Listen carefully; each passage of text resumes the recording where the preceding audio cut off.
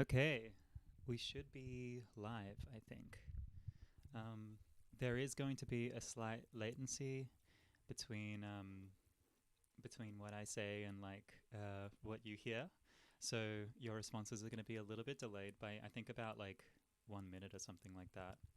Um, how to make this pop out? Yeah, pop out chat. Um, cool. So please let me know if there's any issues with any sound or anything like that. If you can see me talking but you can't hear me, and yeah, if my program isn't going to run for you or something, like if it's not like if you're not hearing the synth sounds that I'm making and stuff. So please let me know as that goes. Okay, so welcome everybody. This is the final workshop for Audio Game Jam 2020. I'm honored that it's me doing it because I feel like I shouldn't be like qualified to do something like this. I'm a sound nerd. My name is Tigran. I use they/them pronouns. I yeah, I have been an audio engineer and a record producer. The sort of record producer that works with other bands rather than produces my own records. As much as I've tried to produce my own records, I always seem to discard them. But anytime another band hires me as a producer, we do great and good things happen. Um, so also, oh, the sound is very quiet. Um, Let me just. Maybe this will be a little bit better. Yeah, people, please confirm if the sound is very quiet. If nutritional yeast can respond. Okay. What was I saying? Yeah, and eventually I stopped producing records and I started doing noise music. So now I'm a noise musician, basically working through the medium of like it's music that doesn't necessarily embrace rhythm and melody as like essential components of expression. So what that means is that basically I sound design. I create really otherworldly sounding synth patches and manipulated samples and all those sorts of things. Um, and I perform it in front of people and I try to make it sort of like an immersive experience. Okay, it's better now. That's good. Um, so yeah, I have only recently started doing music and sound design for video games. It's not really something I have a lot of experience in. Um, However, I do have a lot of experience using this virtual instrument called Serum, which is this instrument right here. I'll just make it a little bit bigger for everybody. This is a wavetable software synthesizer by a brand called Xfer Records. And I found it to be actually the most powerful tool for sound design personally. I know there's a lot of sound designers that work with samplers and they work with sampler manipulation, which is, that's really great. And actually, that's something that I feel like I need to do a little bit more of because now I've kind of like really like got a comprehensive understanding of this, like the synthesizer world, especially through Serum, but also other synthesizers like Massive X and all those other sorts of synthesizers. But yeah, like sampler-based sound design is something that I haven't actually done too much of, even though in this plugin there is a sampler section. So what I want to do before I actually dive into the GUI is show you a little bit of what sounds we're going to be creating today. So these are sounds that I worked on last night. Full disclosure, I didn't work very hard on them. I think I spent about like half an hour on the laser beam, about 40 minutes on the engine sound, and about 10 minutes on the wind sound. So those are the three sounds that you're going to hear now. So the first one is a laser beam, and I specifically designed this so that it's going to be applicable to video games. So it's going to have a charge up sound, it's going to have a discharge sound, then there's going to be a sustained laser beam sound that's something you can seamlessly loop. and then there's going to be the end sound, which is the when you release the trigger and the laser beam stops. So here's that sound.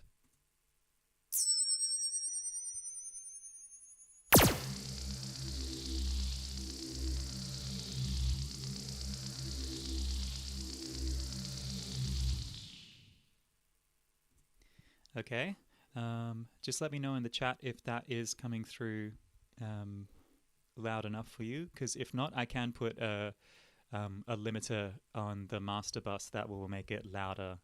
So yeah, so that was the laser beam sound. So you just heard the build up, the discharge, the loop, and the end. Now I'm going to show you an engine starting up, which I was surprised at how realistic it ended up sounding. If it was me and I was doing this for a professional application, I would have done it a little bit. I would have put a little bit more time into it to get it even better. But have a listen to this. So it's the what do you call it? The startup motor, the ignition, the engine ticking over as a loop, and then the engine being shut off.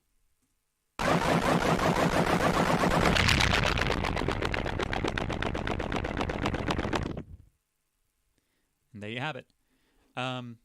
So we're going to learn that in a minute. And the last one I wanted to show you is wind. So wind is, you hear it in pretty much every single video game. There's a bunch of different ways of doing it. And I found that you can make a pretty realistic sound with using noise samples in Serum. And check this out.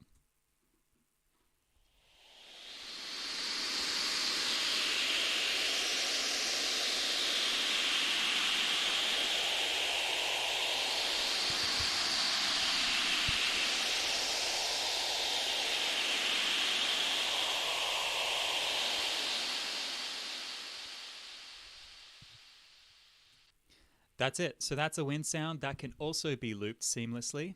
For seamless looping, actually, I'm not sure if people had tuned into the workshop that Maze did, that I was a student in, but they were showing us actually how you can make seamless loops in Ableton. So you can render sound files as a loop so that it takes the tail of the sound that you're rendering and it puts it in the beginning so that you can actually have it looping without any noticeable glitches. So that's something that I would be doing, but the reason why I'm actually using Reaper as my DAW for today is that this is the only way that I can actually stream. I tried to get Ableton to stream and it just doesn't work, and I was pulling my hair out, and I'm not going to deal with that anymore. Also, I do not have a microphone stand, so now I'm holding my microphone because my friend has it, and she's in the UK. All right, so why don't we dive in?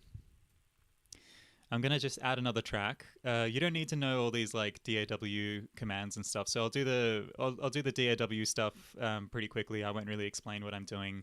I'll only explain what I'm doing in Serum. Oops, hang on. So I'm just arming this track to record because we're about to put Serum on it and have a look at the GUI.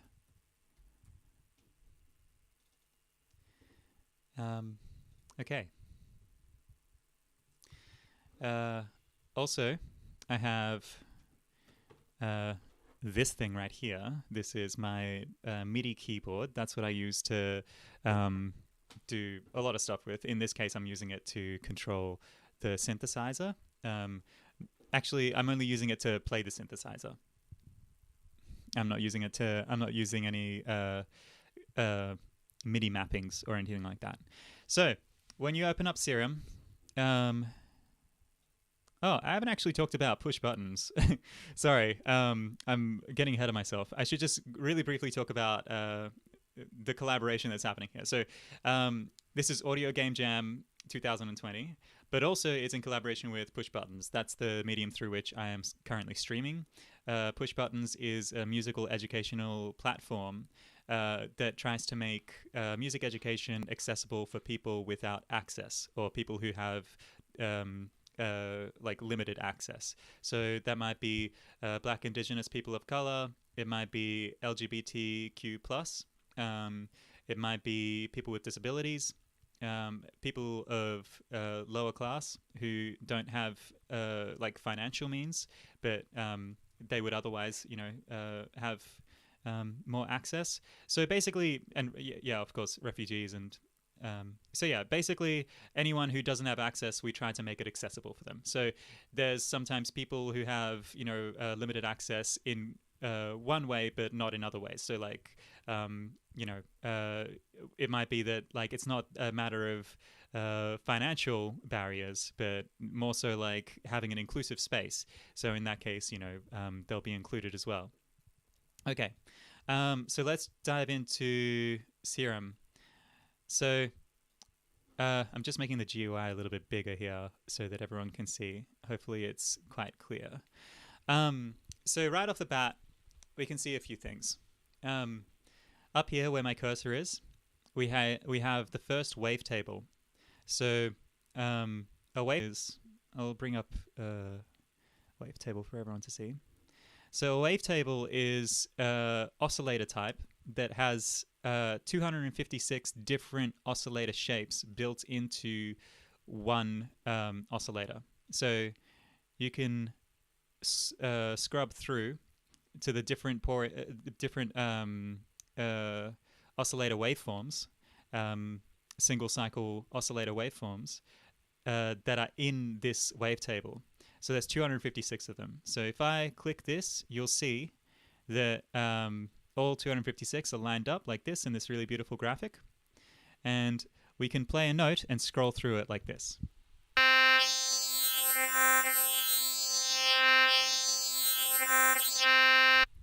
So that's me scrolling through the wavetable with just clicking and dragging this wavetable position mouse here. In this oscillator section, you've got unison. You can apply up to 16 voices. So that's 16 slightly detuned, instances of the same oscillator shape. You've got a few different controls like phase and random, which we'll go into in a moment once we're actually starting to design sounds. You've actually got some warp modes, which are really cool because these are things that are really handy to use in sound design. Then you got typical pan level. So we've got two of these, and you can have different wavetables loaded to each one. You can have different octaves up here. You can drag down to get different octaves or drag it up to get higher octaves, different semitones, different fine tunings, and there's a coarse tune as well. So that's all really handy stuff for us as sound designers because a lot of the time if we're designing a sound, we're producing something that isn't like a very melodic tone. And like we need to be able to like seriously mangle these parameters to get what we're after.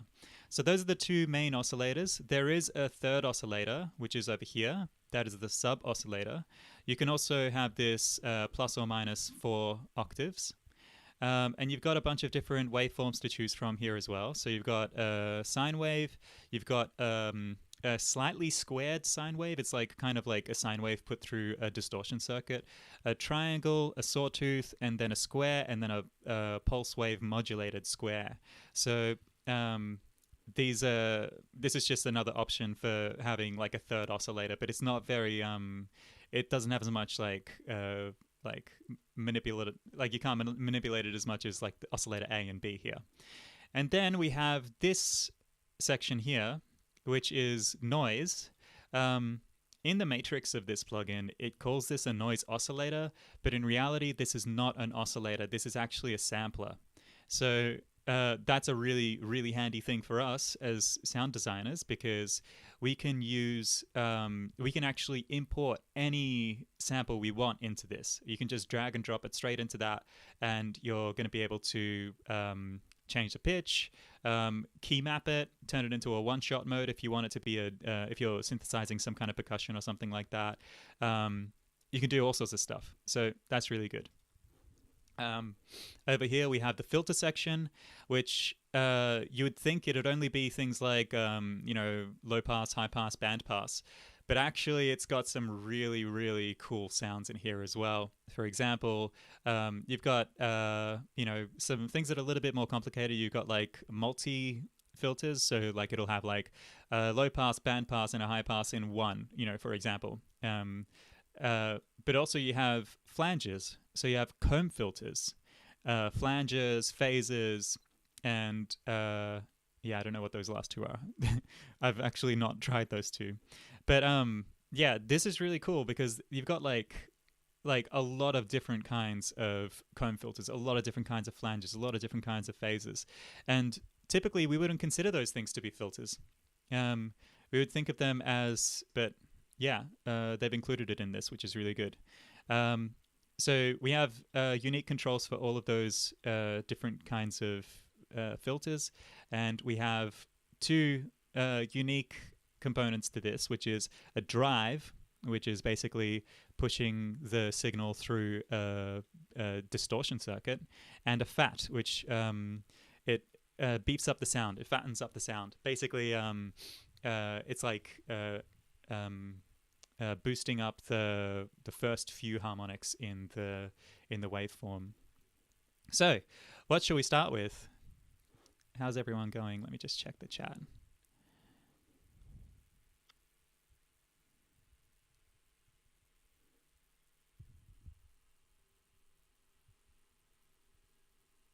Cool. All right.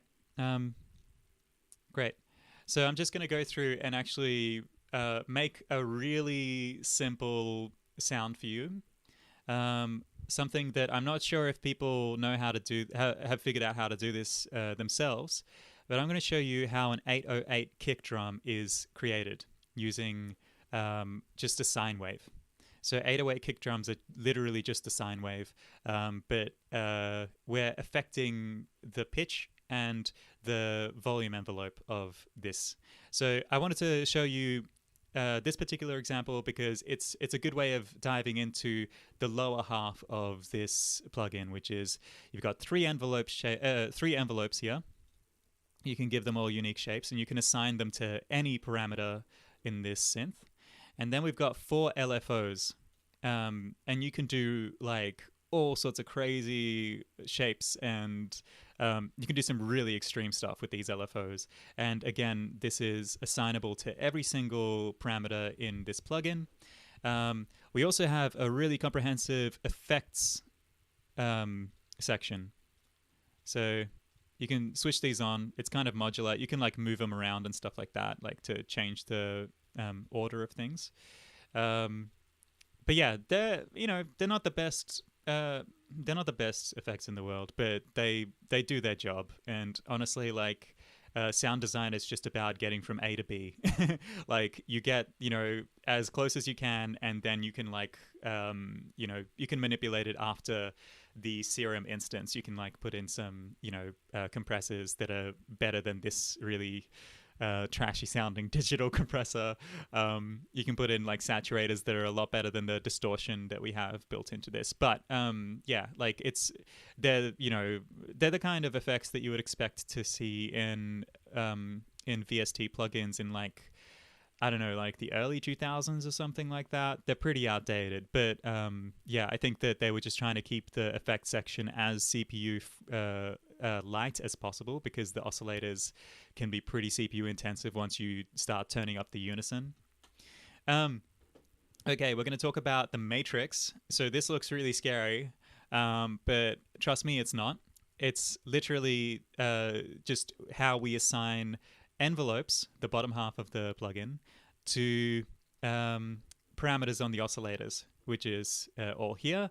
You don't have to do it through the matrix. You can just do it through drag and drop. Like I'll give you an example right now. I'm going to use this and drag it over to coarse. So now I've got this envelope shape controlling the coarse pitch of this oscillator. So I'm going to turn down the sustain, and now we have like a laser beam sound. So without that, I'm going to bypass it. It's just a basic sine wave. It's just like a pure tone. So yeah, you can do it that way. But now that I've done this, I'm going to go into the matrix and show you what the matrix has done. So remember, we didn't actually change anything in the matrix. But now that we've done a drag and drop, you can see that drag and drop here in the matrix. So envelope 2 is assigned to a coarse pitch, and it's just that easy. It's source, amount, and destination. You can also have like different types. Like you can have it so that it's only affecting the positive half of the coarse pitch, or you can have it affecting positive and negative. So you can see this blue line is on going from all the way negative to all the way positive. If I click it again, it makes it from the halfway point all the way to the positive. So those are the controls that we can use. So that's pretty extreme. 808 kick sound is basically this. So I'm going to turn this down. So random is basically like it randomizes the start point of each cycle. So every time you play a note, it'll start at either here, sometimes it'll be here, sometimes it'll be here. That'll change the tone of the beginning of the note when you have a pure sound like a sine wave. So what I'm going to do is I'm going to turn the random down. So every single time you play it, right now it's going to be starting exactly where this phase parameter line is. Okay, so if I have it all the way back here, it's going to start at this point, so that the speaker is going to start from a neutral position, move forward into the positive position, back through the neutral into the negative position, and then back to neutral. And that will be a single cycle. So that means that the beginning of the tone is going to be pretty clean. I'm going to turn the octave down and also turn the coarse pitch down a little bit, because like, yeah, we're modulating it quite heavily. So now we have like a 1980s tom sound. Now I've turned it down one octave. Let's go even lower. Now this is getting more like it. So I'm going to turn down the decay. So this is going to make it go from the highest point to the lowest point in this modulating coarse pitch much faster. So now you don't hear that like that kind of like laser beam sound.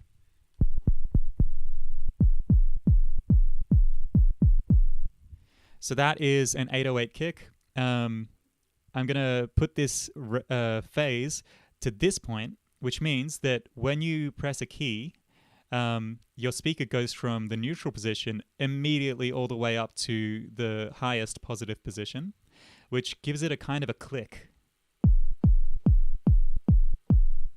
It's pretty subtle, but if I show you this back here, notice that it's softer. So here it's softer, and there it's a little bit more ticky. So the start of the tone is a little bit more clicky. So I just wanted to show you that to warm us up into this. Any questions in the chat? Let's see. Pew pew. Yes, let's talk about the matrix. Yeah, I am using Beyerdynamics DT770s. These are pretty old. I think this is before the Pro came out. Like, I think they've got DT770 Pro. I got like yeah, I think I got it like just before the Pro came out, and I like them, to be honest. Like, they started off being a little bit bright for my tastes, but the bass response is really, really good. Usually I'm using studio monitors though. Okay, so what should we do? I think because when I put the word out that I was going to do this, and I asked for like what people want to hear, no one said musical patches. So I'm not going to do musical patches.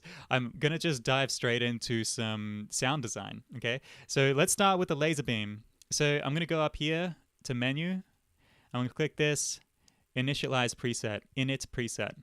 So that's going to bring us back to everything is just the initial preset. Nothing is modulating anything. The matrix is completely blank.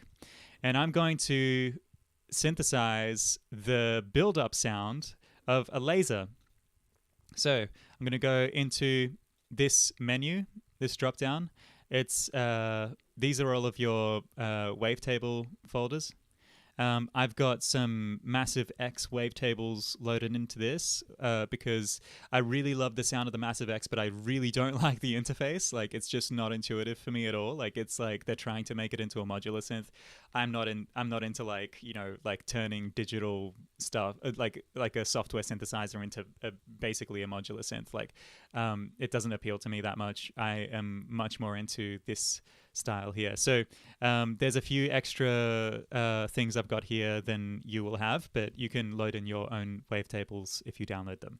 We do have analog in common though. I'm going to go into analog BD sine. So this is just a analog sine wave basically. Like, they've just kind of like put in, I think, 2 more harmonics in the first wavetable, in the first frame of the wavetable, sorry.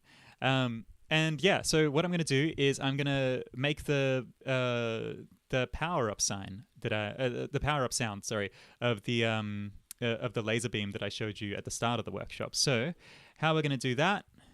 We've got a pure tone. On my keyboard, I'm going to just turn it up a few octaves.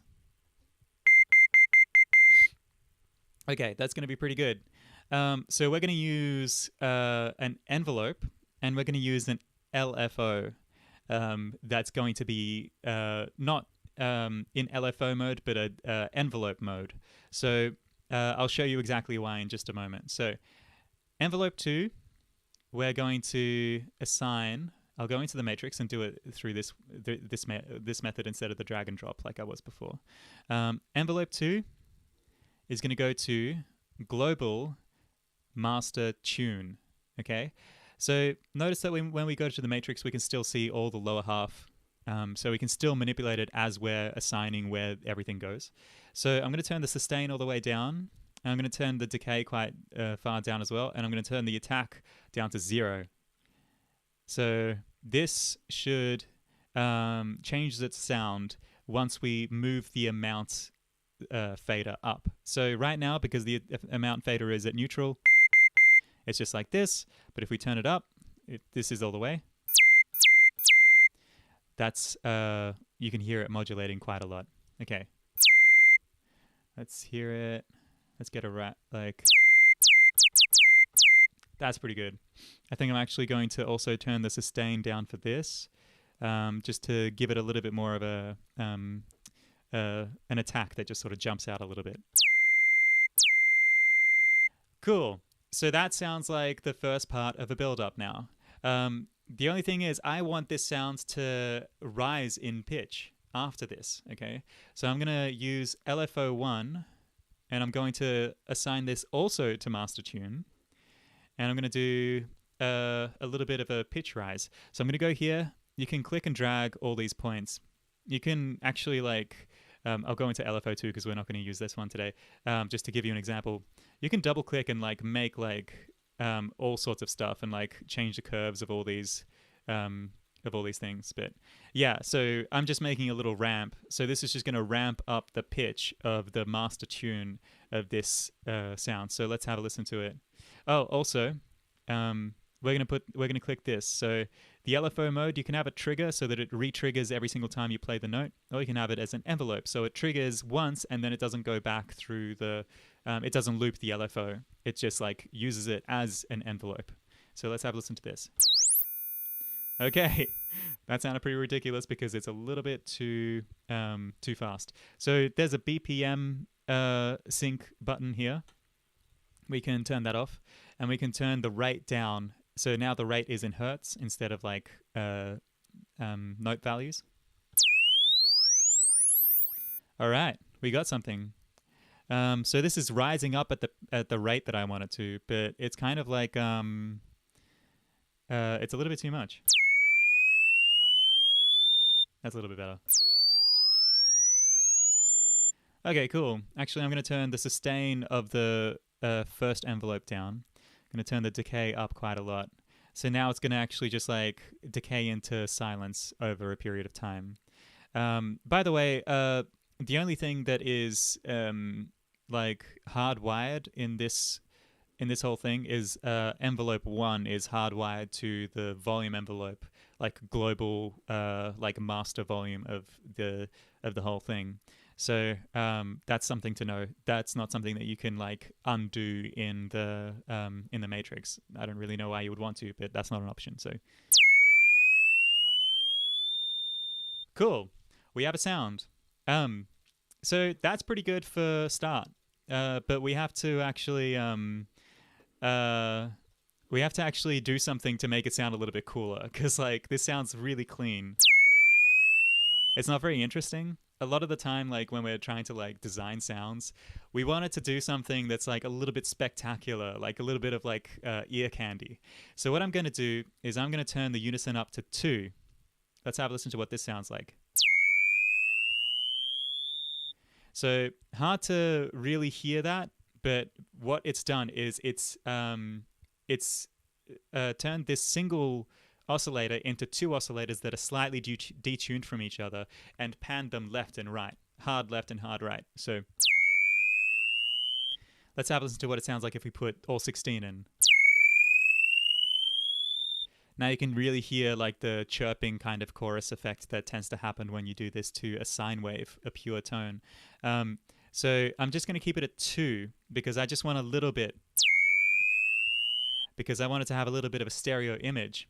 Next thing I'm going to do is turn on filter. And you can see here, when you turn on the filter, it's immediately at low pass 12 dB per octave filter slope. And the cutoff is set like right in the mid-range. It's like 400 something hertz.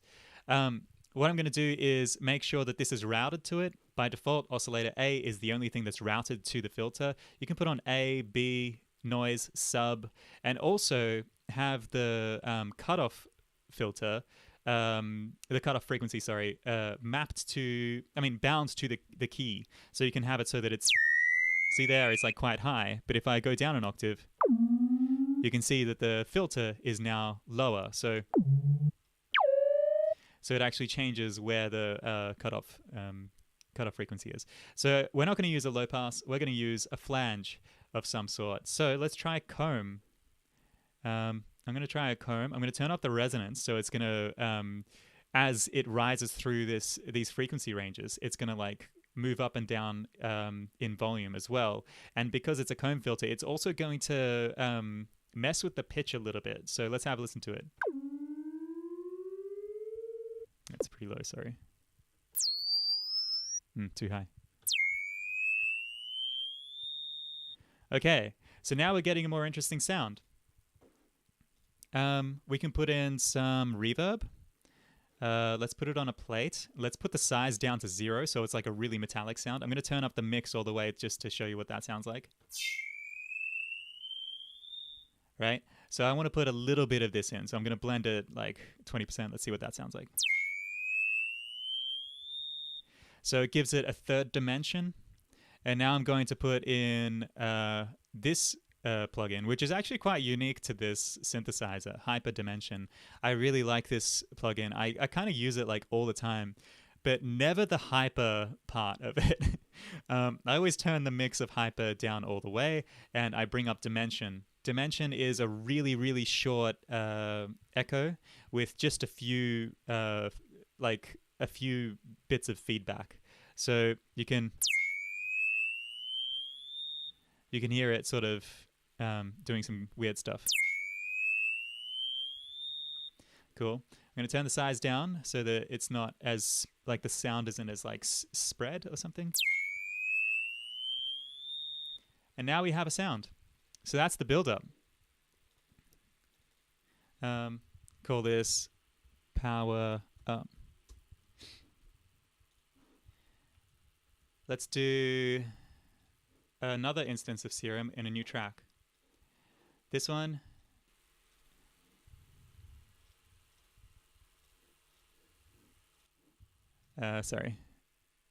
This one is going to be the when you actually pull the trigger. What do you call it? The discharge. So this is going to be like the choo choo. Let me just check if there's any questions up until now. Can you make the panning less wide? Yes. So I'll show you where that is. I'll close this one. I'll open up the power up sound. You can go to global. So global settings have 2 extra LFOs that are chaos LFOs. They're basically randomized LFOs. You can change the rate. You can have them stereo or mono. It's pretty powerful. But then in unison, you have unison for oscillator A and unison for oscillator B. And you can change all sorts of stuff with the unison. You can you can like mess with the width, that's for sure. But you can also like change like the way that the unison voices are dispersed around the stereo spectrum as well. Cool. Okay, so let's do the discharge sound. So this is just a sawtooth. But what I'm going to do with this sawtooth is something similar to what we did to the power up sound. I'm going to go to envelope 2. I'm going to turn down the sustain and actually no, let's not do it with envelope 2. Let's do it with an LFO. This is going to be much more interesting. We're going to use an LFO as an envelope because we can put in much more interesting shapes into the LFO. So let's make it so that when you pull the trigger, it's actually 3 sounds that discharge. So it's like choo choo choo, something like that, right? Okay, so I'm going to put the microphone down and do that for a minute.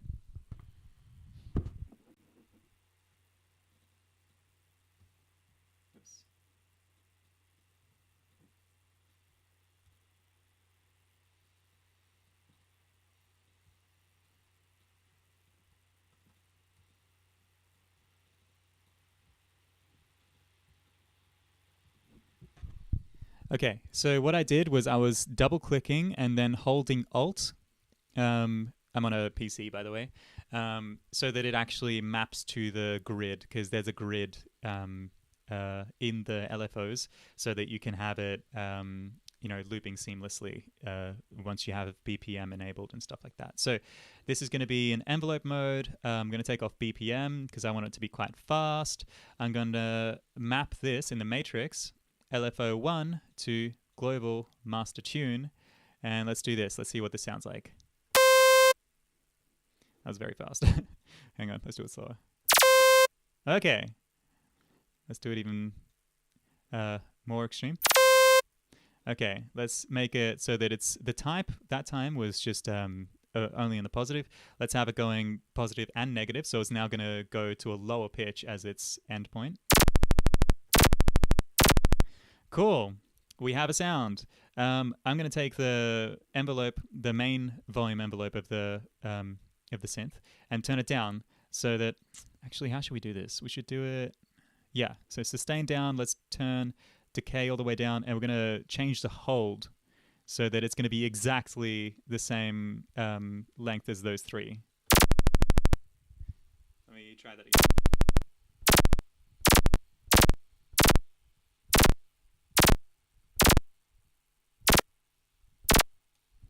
Okay, we got it. We can put some hyperdimension in it if we want to. Turn down the size a little. It's a little bit too much. Actually, that doesn't work because it's too percussive. Let's put a flanger. Let's see what that sounds like. That's not going to do what I want it to do either. I think maybe chorus might. Yeah, I think because it's so percussive, it's actually quite challenging to make it do what I want it to do. Probably just need to put a comb filter. So comb filters are really good for like metallic sounds. Let's just try, I don't know, let's see what this one's like.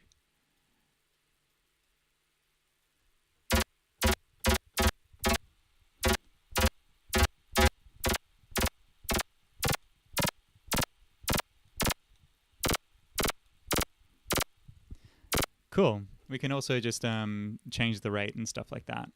But for now, that's pretty good. Basically, I just want to show you how I'd go about doing these sorts of things.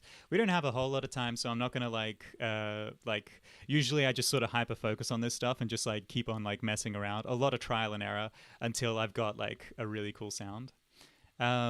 Let's move on. Let's name this one. discharge. We're going to do a new track.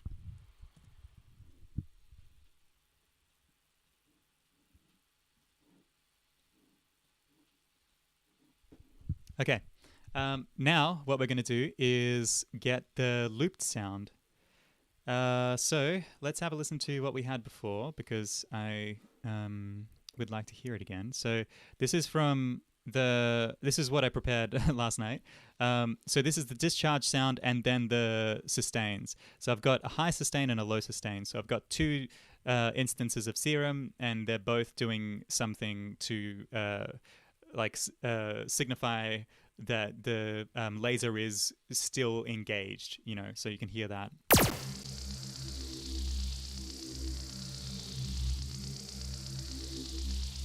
Cool. So basically what I've done is with this one here, we're going to use another sine wave. So we're just using really simple oscillator shapes for this one. So this sine wave is going to be repeatedly rising in pitch in a ramp. So we're going to do this, and we're going to keep it on Lfo mode, and we're going to have it pretty fast. And I'm actually going to keep BPM on for this because we want it to be something that loops. So we want to be able to export this in a bar, like just have like one bar of sound that we can export, render, bounce, whatever you want to call it. Like I know every DAW has a different word for the same thing, but you know, print it, you know, whatever you want to say, and have it so that you can put it into Wise or whatever program you're using for middleware to integrate your audio, and it can loop seamlessly without any clicks, any glitches, any, you know, cuts or something like that. So we're going to get LFO1 matrix, LFO1 assigned to global master tune. There's a lot of, you know, loops to global settings in sound design. Okay, we have a sound. We want this to be fast, so we're going to turn it up to 1/64th nodes. And now we have rapid laser sound. It sounds ridiculous. Sorry. Okay, there's going to be two in the unison. So now we have it going side to side. Like we've got two oscillators, one in each ear. And I'm going to put in another flange. Let's try something a little bit different. Let's try this one. So cool. That's pretty good. And I want to put a chorus on this because I want it to kind of like change as it goes. Should I do it with the chorus or should I do it with the flange? Let me just test this. I'm going to move the cutoff while I play a note.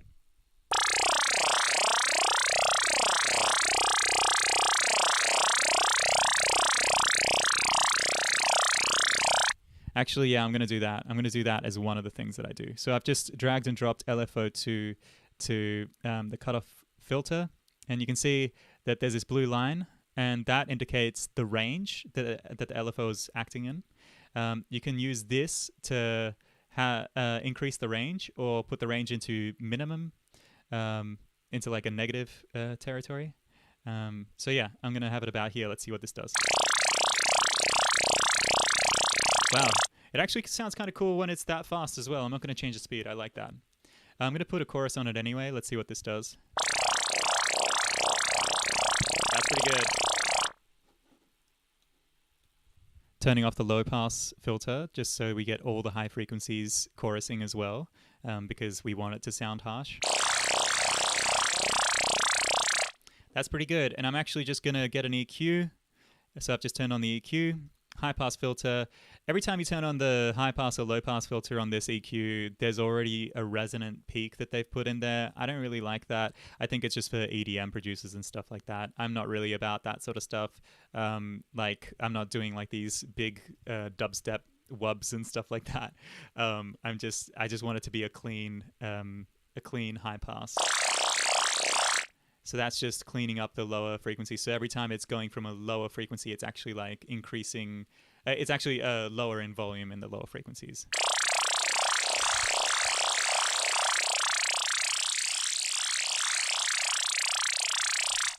Cool. Let's put some hyperdimension on it.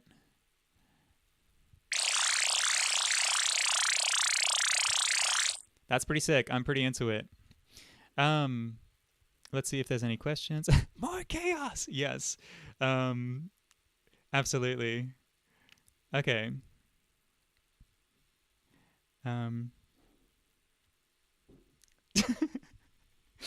Okay, we have a sound. Let's go into the matrix. Flange all the way. Yeah, true. Okay. Let's do the thing. Let's do the lower one. So the lower one is more like, I'm just gonna name this, so sustain high. The lower one is really cool because we're gonna be using more like some stuff that I learnt from like Neurobase tutorials. I don't listen to Neurobase. Like, it's not my kind of thing. But like, sound designers should definitely listen to Neurobase tutorials because like those folks are kind of like doing some pretty cool stuff. Like they're doing some like they get really involved in this stuff. Like they're all like really into manipulating and mangling and stuff. And it's good just to get some ideas. Okay, MIDI. Let's go. Okay. So we're going to do a low sound now. So we've got our high kind of like squiggly sort of sound. We're going to do something using an actual wavetable this time. So up until this point, we've just been using like we've just been kind of using like static oscillators.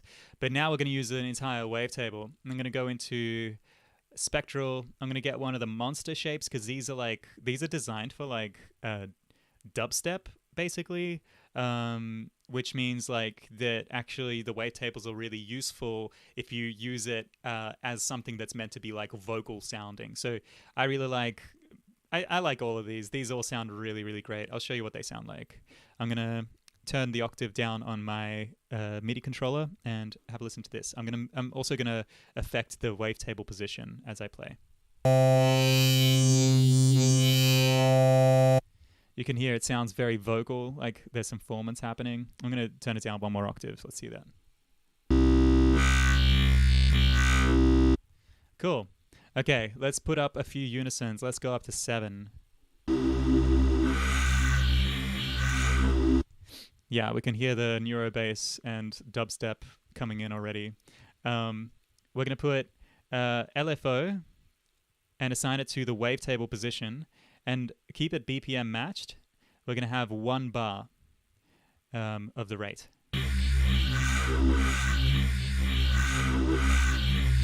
Actually, let's make it 2 bars because that still feels a little bit fast to me. So we'll have to export it at 2 bars.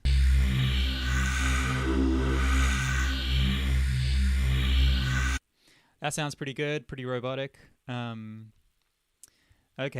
what should we put on this? We definitely need a low pass because otherwise it's gonna just sound like dubstep. But I also feel like it needs something interesting on top as well, something a little bit grainy. So I'm going to put on distortion. There's a drop-down menu of distortions. There's like a bunch of really, really like weird distortions in here. Like you've got 2 different kinds of folding distortions, for example. Like it's not just like, you know, tubes and diodes and stuff. Like, but yeah, like you've got down samples, you've got rectify. You can even like have like you can even like make your own shapes and stuff like that. Like in the Science Shaper, but I'm actually just going to use a down sample. Let's hear what this sounds like.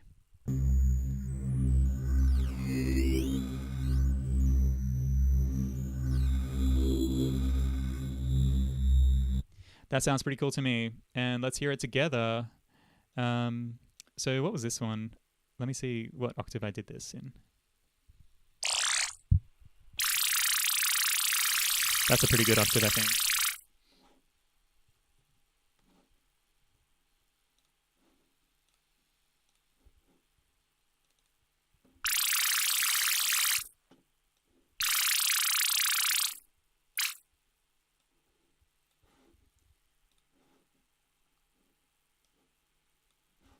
Okay. So I can just press play now. Cool. So that's looping. You can hear that it's looping seamlessly. I'm going to put a MIDI track in this one and We're going to do it nice and low. Oops. Got the wrong one. Record armed.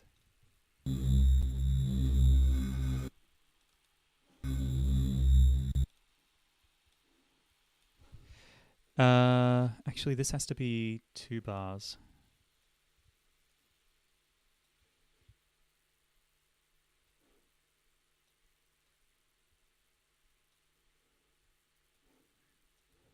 Don't worry about all this stuff that I'm doing in Reaper. It's not going to be applicable to your DIW. So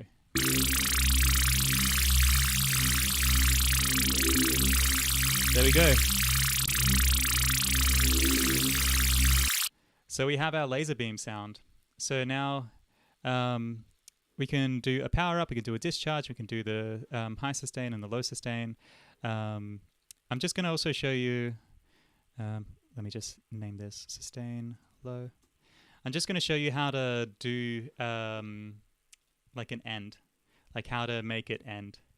So I'm going to go here, I'm going to duplicate this track. So sustain high. I'm going to rename this to sustain high end because, oops, and I'm going to move this here and only have this short MIDI note. So what I'm going to do here is I'm going to actually drop the pitch of the entire oscillator and turn the envelope down, turn the envelope 1 down so that it's going to like kill the sound really soon after you play it. So let me record enable this and see what that sounds like. Oops. So there it is. So that's gonna slow it down. But let's also have envelope 2 in the matrix assigned to global master tune. And how are we going to do this? I think we have to do it this way. Let me just check. Oops.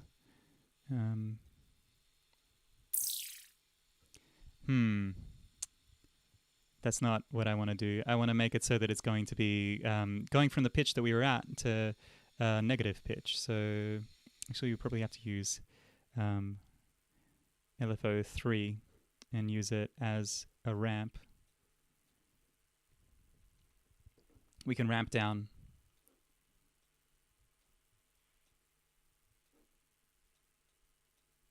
Like this. Have it in envelope mode.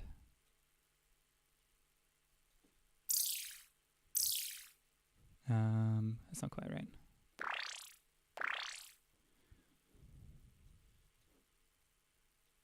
Can't remember exactly how I did it last night. There you go. There we go. Okay, now we got it. Okay. So, let's have a listen to this. There we go. Okay, great. So now you can just bounce all that out and have that end. You can also do the same trick to the sustain low, because sustain low is also giving a pitch, and you can just like duplicate that and have it, do the exact same trick of using like just like dropping the sustain down on the first envelope and using like an envelope, an LFO in envelope mode to drop down the pitch of the lower sustain. Let's see how everyone's doing in chat. Yes, Loopy. Yes. Squishy aliens. Yeah. Okay. How's everyone feeling? Does everyone understand where we are at so far? So that's just like the laser sound. Again, I'll show you the one that I made yesterday because I spent a little bit more time on it and I wasn't explaining it as I went. I was just kind of doing it. So I was getting into the flow of it. So let's have a listen.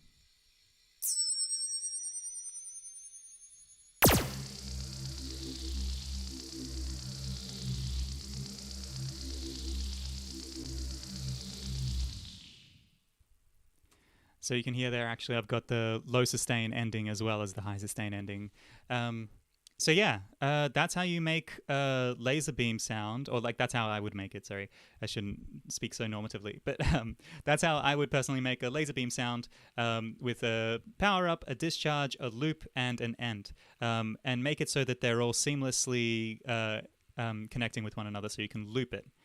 Okay, let's have a listen to the engine sound that we made yesterday. So then I can show you how to make that, because this was actually quite challenging, I'll be perfectly honest.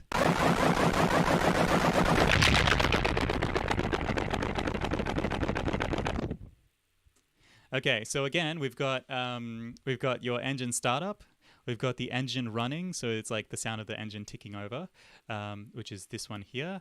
And as that engine is ticking over, you can loop that, because again, I've made it so that it's mapped to the BPM, so you can just make I think it's like 1 bar loop in this one. So you can just make 1 bar of a loop, and you can just like have that indefinitely going. And then we've got the engine stop, which is using the exact same method as what we did in the laser beam. So the hardest part about this was actually the engine startup. So let's see if I can do it from scratch all at once. Let's see. Okay. Engine start up. Can I get some well wishes in the chat? Because I'm kind of nervous about this one. I felt like I fluked it yesterday. That's the problem. Okay, so what are we gonna do? I'm gonna go into the other window, because it makes the GUI look a little bit better in this program. Okay, so we're gonna use 2 different oscillators, and one of them is going to be just a stock sawtooth with a lot of unison, because have a listen to this. Maybe down lower. This is like every GABA rave lead synth is just this with a lot of reverb. So we've got like 6 voices in the unison. We can put in a warp.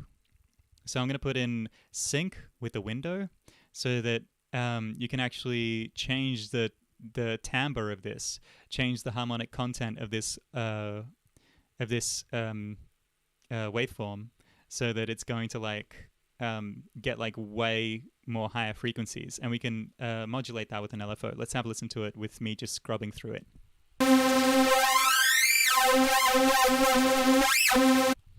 Wow, very cool. Okay, I'm going to turn LFO 1 into a ramp again, and I'm going to assign it to the sync window, and let's have a listen to this.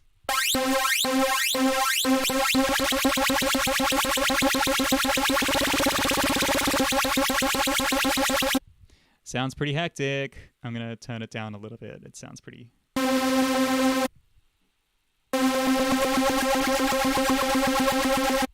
Okay, now we can hear that it's actually it's doing what I want it to do, which is like getting that like that sound of like, it just sort of sounds like grinding when you turn on an engine, you know what I mean? The only problem is that the pitch of the tone, I don't want to hear that musical stuff. I just want to hear like just the scratchy kind of engine sound. So I'm going to use this LFO and assign it to level. So this is the volume of the overall oscillator A. Cool. So that's one of our sounds. I'm going to use oscillator B. Going to use Monster 7, because that's one of my faves for some reason. I think maybe just because I've just gotten used to using that. I'm going to turn this down a few octaves. Okay, so we have something. We also just need to use this exact same LFO type. And we're going to use LFO 1. We're going to assign it to global master tuning. And let's have a listen to what this sounds like.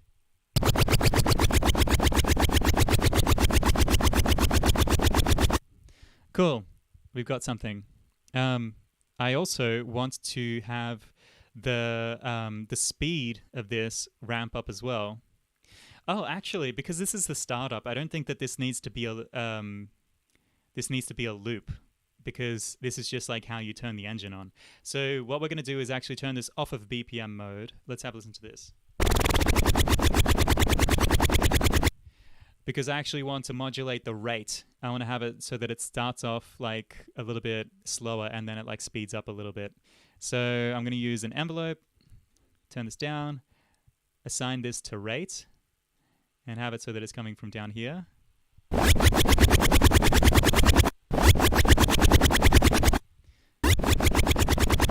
Cool. That's it. All right. Let's give it a little bit of hyperdimension.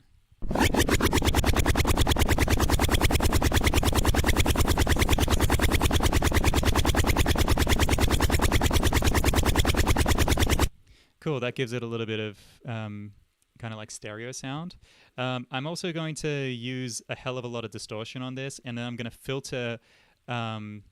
filter post distortion, which is something that's really important, because when we are putting distortion on sounds, you're increasing the harmonic content of the sound, oftentimes giving it a lot of high frequencies. Those high frequencies can get really harsh, so you have to filter it off after the fact, and you'll notice that after you do that, your sound actually sounds much more complex as well. So I'm going to show you how this works.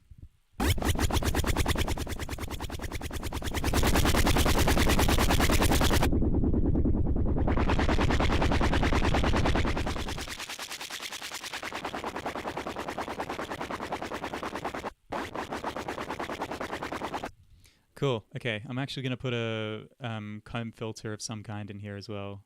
Let's do this. Great.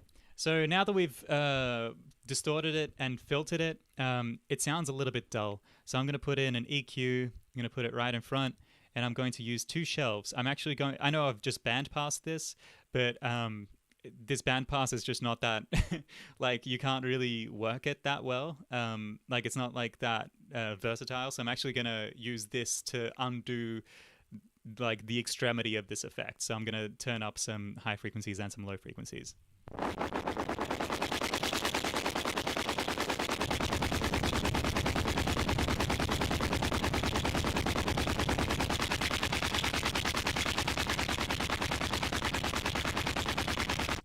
Cool. We've got something, maybe more tuning.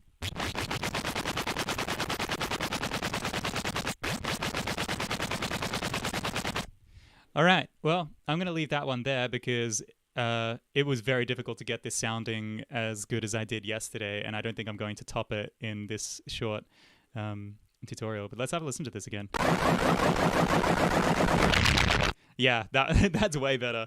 But I basically used these techniques, and I just it's just about tweaking all the different things that I've just done there. So that's our startup sound. Yeah, nowhere near as interesting. I think there's like a reverb on the other one as well to make it sound like it's in a natural space, and probably with size on 0 as well.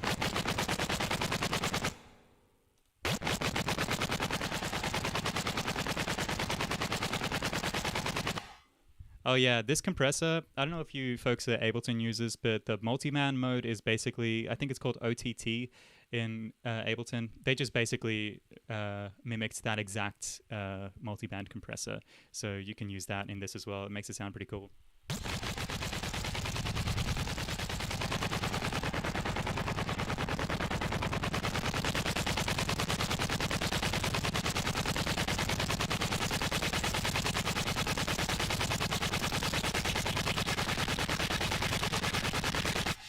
Yeah, something like that. Anyway, let's move on to the engine running, because this is actually quite easy and really fun to make. Because yeah, like we get to use both of the wavetables, and you pretty much just like turn the tuning down like all the way, and you've got the sound. Let's see if there's any questions about the startup.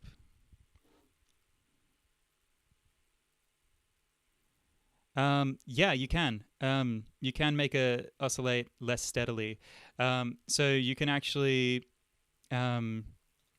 you can use a chaos oscillator to randomize the rate. So yeah, you just literally go into matrix, you go into chaos 1 or 2, whichever one you like, and you can assign it to the destination of LFO rate, so long as the so long as the thing isn't set to BPM, which in this case actually it is. So yeah, in that case, to make it sound like it's oscillating more randomly, you would go in and instead of having a single ramp, like, because we've got just like this one ramp like this, you can just go in and like make a bunch of smaller ramps, or faster ramps, and just like have them like kind of doing it in like really, like in like not too homogeneous a way. Yeah, so like if you do it like that, it's probably the way that I would do it, because then you can still loop it and have it like seamlessly looping and stuff like that. But yeah, does that make sense? I hope it does. You can just go in and double click and like draw in all of the shapes that you want, and yeah, get whatever LFO shape you like. Okay, let's move on to the engine running. So we're going to go into Spectral, we're going to go into Monster 7, we're going to click over here. If you click the wavetable view, it'll just like change from like the single cycle oscillator shape to the wavetable overview.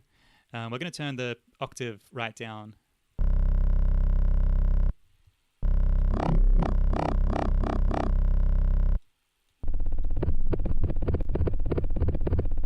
Okay, so I've turned it down 4 octaves, so I'm pressing middle C, and it's playing C down 4 octaves. And we're gonna, yeah, let's see what kind of LFO shape is good. So we're just gonna put this on the wavetable position. That's pretty cool. I think, yeah, we probably need to have something else that's faster, but that's actually kind of good for like an underneath sound. Like, I didn't do it like this yesterday, but I think I'm going to do it like this today. So let's keep this one as it is. And we're going to go to Oscillator B. We're going to use another monster sound. Let's use Monster 8. I don't know if this is going to be any good for this application, but let's have a listen.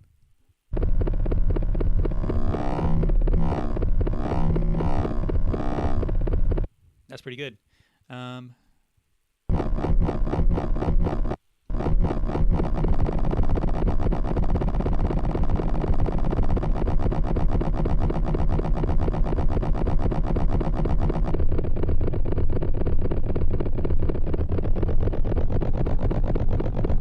So I'm just feeling like there's not enough high frequencies. That's why I'm like turning up the semitones a little bit to find where it's going to sound good enough before we start like getting more harmonics out of it with distortion, for example.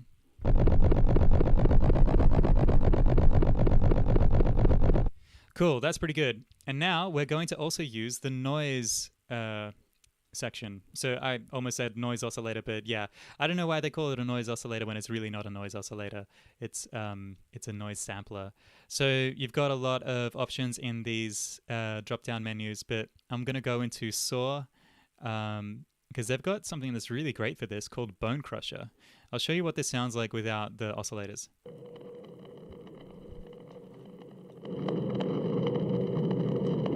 It sounds very spooky. It sounds like bones grinding, which I think is a really good sound to use for an engine, because engines are quite brutal.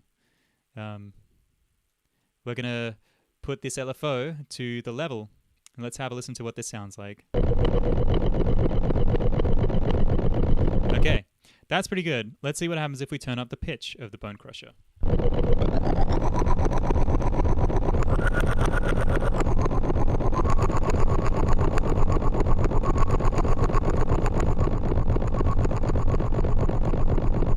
Great. Okay, we got a pretty cool sound now. Let's go into effects. Let's put on some distortion, because this is what's going to make it kind of sound more like a engine.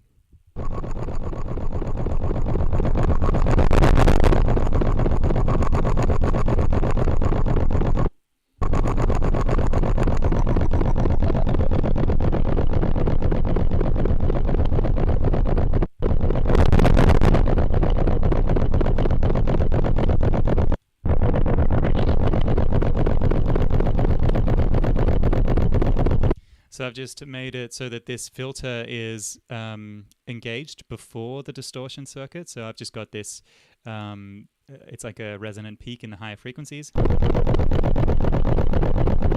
Cool. And I've got the drive pretty high. So now what I would do is I would go into Compressor and turn on the OTT style multiband compressor. And with the multiband compressor, you can just like click and drag the different bands. So it's just like low, mid, and high. Let's have a listen.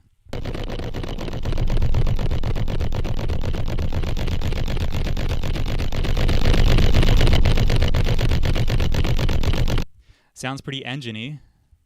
Okay, let's get the hyperdimension in there just to get a little bit of three-dimensional sounds. Yeah.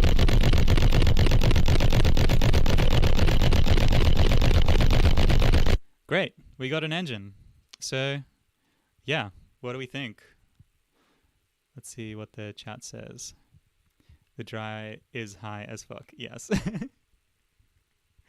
Yeah, maybe it's too distorted. Let's turn it down if you would prefer it to be quieter. I'm sorry.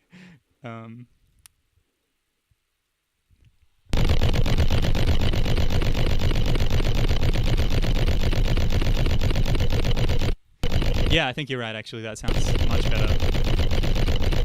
And besides, I think the multiband compressor is like doing what I want it to do anyway. Crushing bones, yeah, crunchy. Okay, let's see. Yeah, so we can do. How are we doing for time?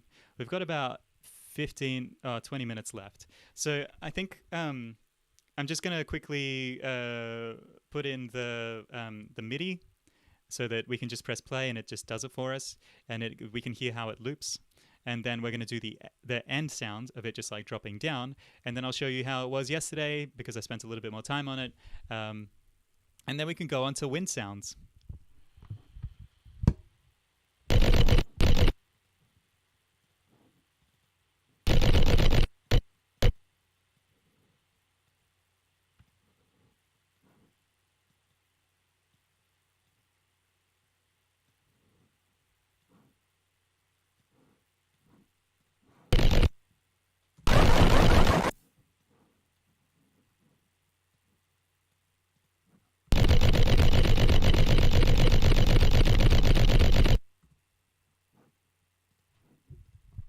Okay, and we know that just like we did in the laser beam, all we have to do is duplicate the track, go into move this MIDI item a little bit later. We're going to make it shorter, and we're going to use the same patch, except we're going to have it so that we have an LFO that's going to drop the pitch of the entire thing. And envelope 1 is going to have very low sustain, so that, or no sustain. So it's just going to drop right down, immediately decay. So in the matrix, we'll go to LFO 3, global master tune, and wait, got two things. There we go. So it's dropping in pitch, and it's just kind of like, it's got that like last couple of rotations. So now let's listen to it from the start of the engine running until the end.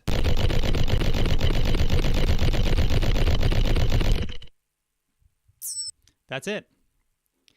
That's your sound. And I'll demonstrate as well that if you loop this, it's going to loop seamlessly.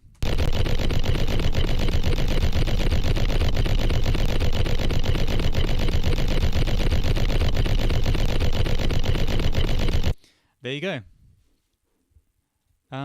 Yeah, does anyone have questions or comments? Like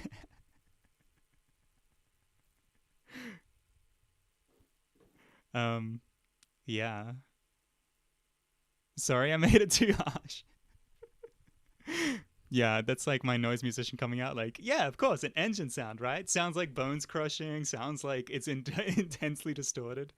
No, that's just like my like hypersensitivity. As soon as I hear like I'm just like constantly surrounded by like really loud engines right now because like I was like working as a truck driver for a while and like yeah, like just the sound of like motorcycles, trucks and like scooters like all the time is just like maybe I have a different idea of what an engine sounds like to you at this point. Plus I am kind of like going a little bit overboard in general just to show you the capabilities of this program. Okay, so that's great. Let's do the last one. Let's do a wind sound. So wind is really fun to do.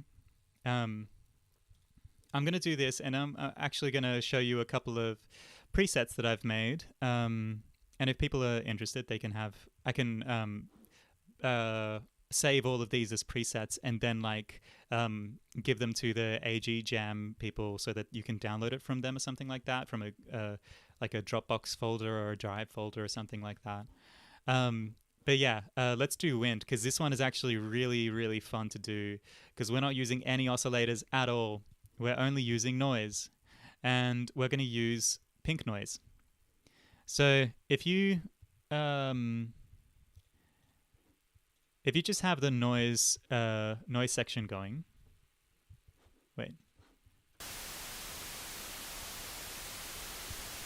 it's already a seamless loop of the noise. So they've already rendered it so that it's looping perfectly without any obvious like clicks or anything like that. So all we have to do with this is filter it. But all we have to do actually is make sure that the noise is going to it because the filter by default only has oscillator A going to it. So you have to select the noise oscillator. So we're going to use a phaser this time. And here's the thing, I don't know, like they call it a phaser. I mean, they call it a filter, but like phasers are more than just filters. Like in reality, like they do some like, yeah, like, yeah, there's a few other things that are involved in a phaser circuit than just filtering. It's like two all-pass filters going through like phase inversions and stuff like that, I think, as far as I understand it. But anyway, let's have a listen to what happens if we put an LFO on the cutoff. And I'm actually going to press, I think it's Alt-click. It's actually Alt-Shift-click. So that it makes it so that it only goes into the positive half of the cutoff frequency. Okay, let's have a listen to this. Great. So because this is going to be something that we want to be able to loop, let's make it slower. Like, yeah, that's pretty good. And with this, we can have it so that it's kind of doing something a little bit more wild as it goes. So let's try to click in our own LFO shape.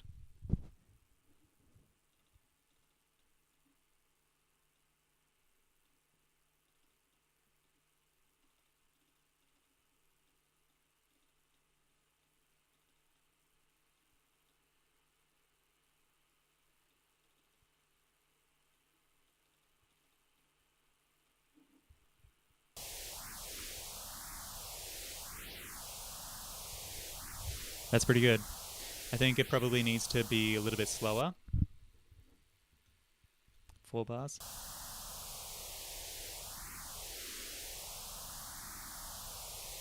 Awesome. Okay, so now we're going to do EQ. And I'm going to show you something really cool with EQ. So if you know about like how a human voice is like how a voice is shaped in terms of like which frequencies are accentuated, what's attenuated, what frequencies are kind of like notched right out and stuff like that. You'll know that there's like in general about 4 resonant peaks, 2 of which are like the main resonant peaks in a human voice. So when you hear the wind blowing, a lot of the time you might hear some like some vocal sounds in there. Like it sounds almost like someone's breath, and they're like changing the shape of their mouth as they're breathing. So I'm going to mimic that. I'm going to have another LFO that does something quite similar to the first one.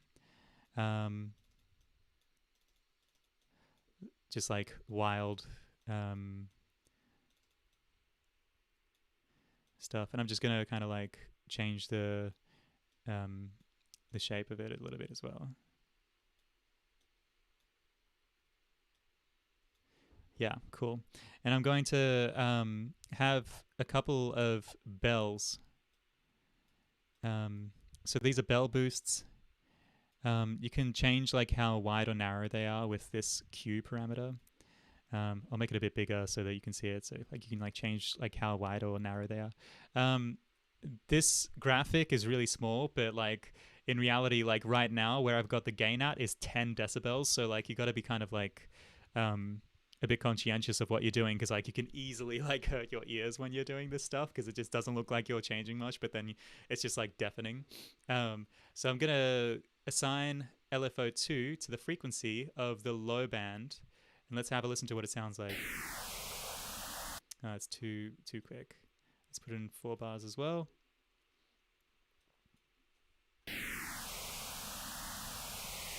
I'm going to turn up the gain.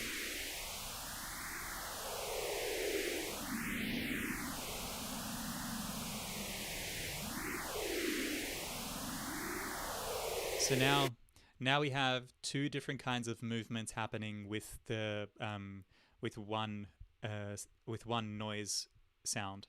So that's really good, because when you're hearing wind outside, it's not only blowing against one surface, it's blowing against a few surfaces, some of which are not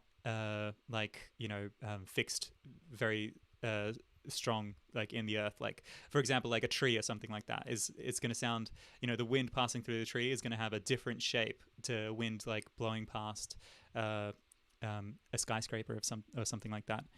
So I'm going to put LFO2 also on the high frequency, but this time I'm going to have it so that it's affecting it in a negative way.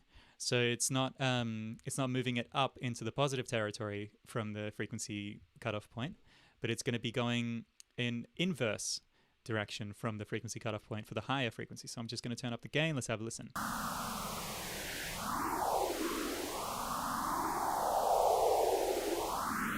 That's pretty cool. I think sometimes they come really close together, and it just like has a little bit of a little bit too much in the mid-range.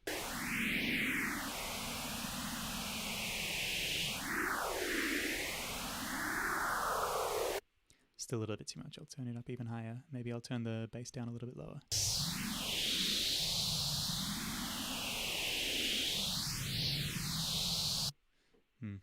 Bass is too low. I'm going to just limit the range of the bass.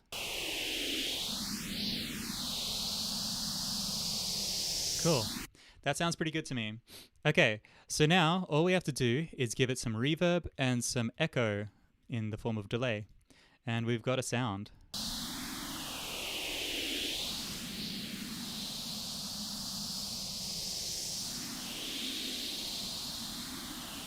The good thing about this reverb is it's got a high cut, so you can actually, if you have a higher mix setting, you can just use this as a filter as well. So I'm just cutting the high frequencies so it's not so harsh. And with the delay, I like to put it on ping pong mode, so it's like it gives it more of a stereo effect, because the noise oscillator is like, it's not mono, but it's like it doesn't it's like it's stereo, except that it tries to, I think actually the pink noise is mono, but like in general, like the noise sound is like, it's pretty static, and I like to have a little bit more movement in these sorts of sounds. You can also turn the mix right up.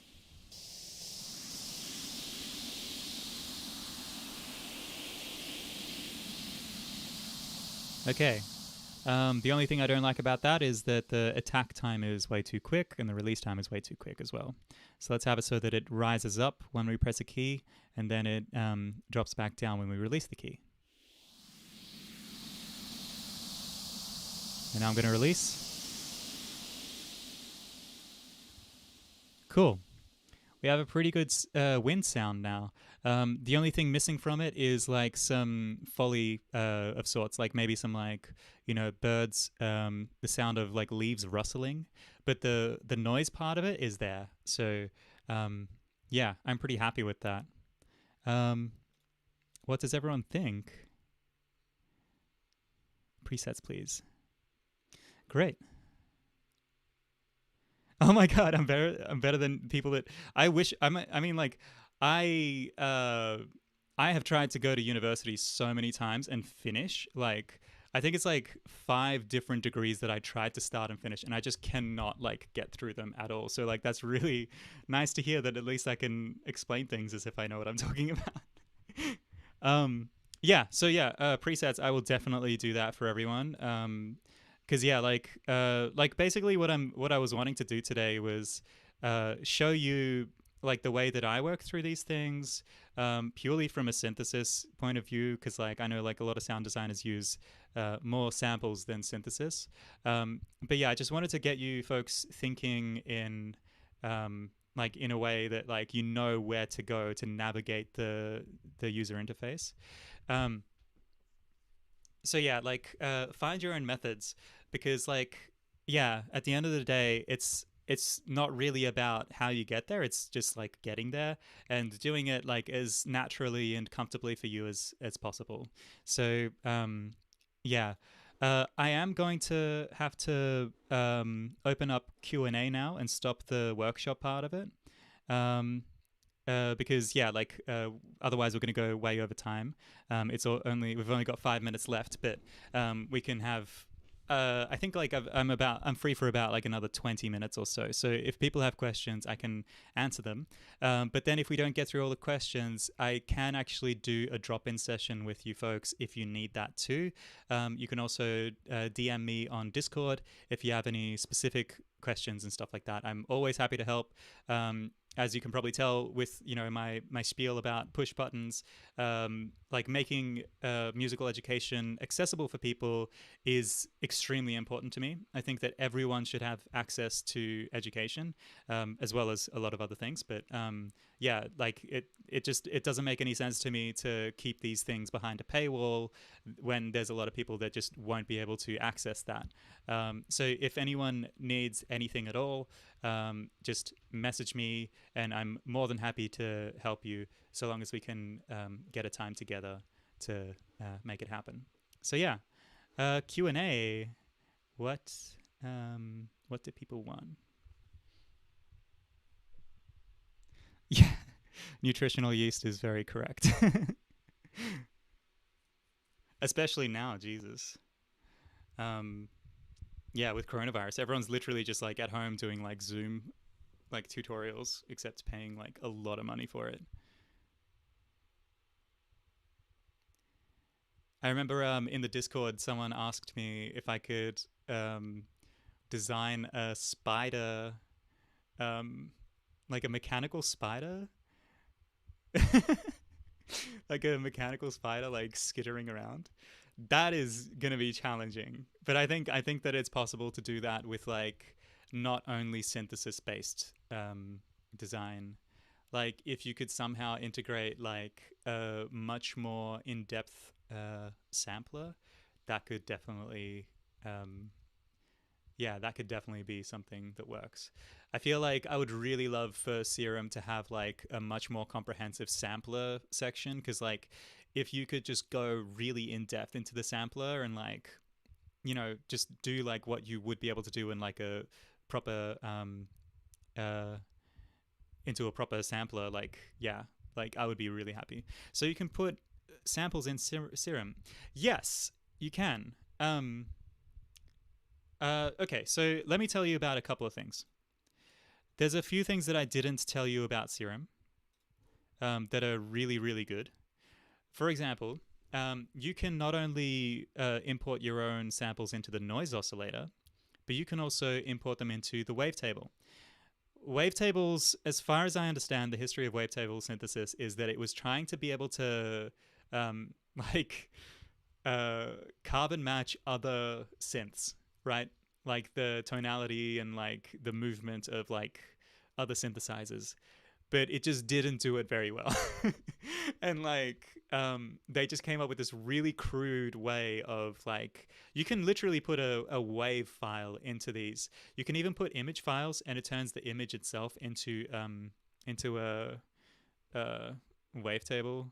I don't know if I have any funny images. Actually, yeah. Maybe I shouldn't open up my pictures because I might have cringy memes in there or something. But you can like just drag and drop like you can drag and drop like a PNG file, and it will turn like that PNG file into a wavetable that looks like the PNG file. And yeah, like you can like sweep through it like you would with wavetable, modulation and stuff like that. You can also import your own presets, your own wavetable presets into it, and you can create your own.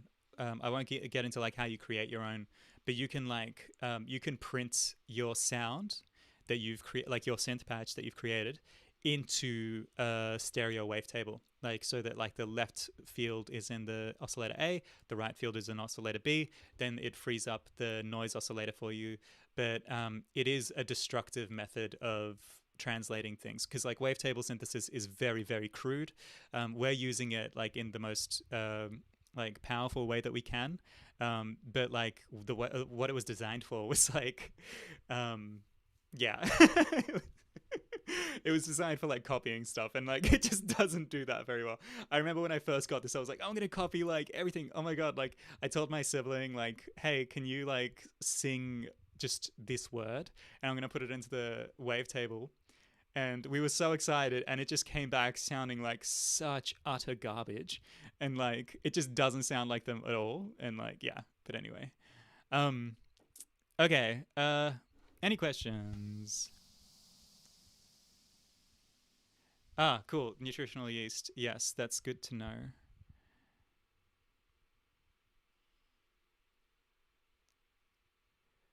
So Maze, you've been actually trying to do this spider? Wow, I feel like I have to this is like a challenge. I'm not going to do it today. How big is the spider though? That's the question. Like is it like in the Cyberpunk 2077, like they've got that like spider robot thing, but it's not really a spider. It's only got four legs. But like maybe you're talking about something like that. Is it like quite large and quite bulky, or like do you want it to sound quite like? Because I remember, wasn't it the like the Matrix movies or something had like some smaller skittering kind of things in one of them. Maybe I'm confusing a couple of movies. Um. Okay. Uh. All right. Well, I think there's no questions. Um. Do I have a favorite sound? Hmm. That's a good question.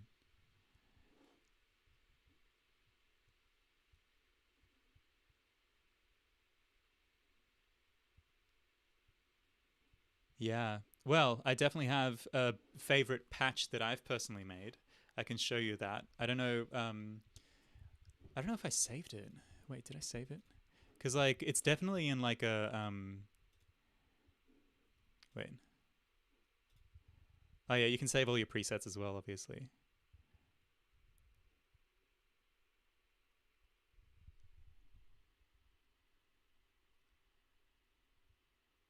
Yeah. Here we go. I don't know which I'll show you this one. Yeah, that's right.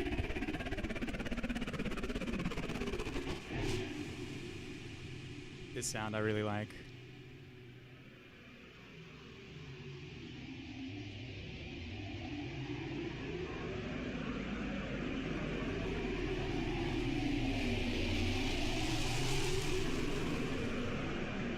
If you put this through like a huge PA system with a massive sub, it's just like the most like thunderous sounding thing. And you can like speed up the rate of it with this macro control that I've got here. Oh yeah, I didn't even tell you about the macro controls. Let me just quickly tell you like these last little bits and bobs of information about like ways that you can modulate stuff. You can like assign macro controls to like a bunch of different things. You can like you can map them in the matrix, and like you can have them controlling different things in different ways. So you can have them controlling them with different ranges and whether they're moving into positive or negative territory from like the cutoff point of that parameter. So you can do that with 4 different macros, which is great. You can change your pitch bend to be plus or minus 24 semitones. So it's like 2 octaves up, 2 octaves down, which is really, really cool for sound design stuff, because like sometimes you just need to go way into sub territory with like a really harmonically complex waveform that's going to have like you're only going to hear like the higher frequencies, and they're only going to appear at the frequency of the fundamental. So it's like you can do some like really crazy stuff with that. But you also have like velocity and note. So you can actually assign different parameters to have different I don't know, it's hard to explain. Let me just show you. I'm going to show you what happens with this cutoff frequency. Let me put it in initial preset. So I'm going to put on this. I'm going to put velocity on the cutoff frequency. So if I play it really quietly, you can't hear anything. So that's me hitting the key at different velocities.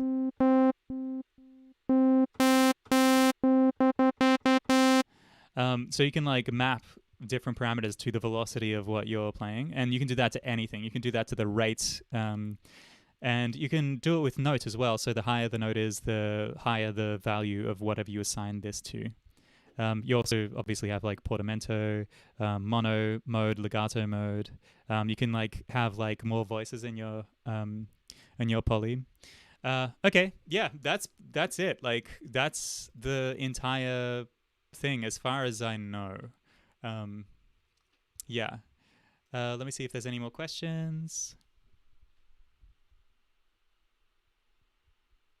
It has very heavy legs, but it's stealthy. Interesting. Cool. Yeah.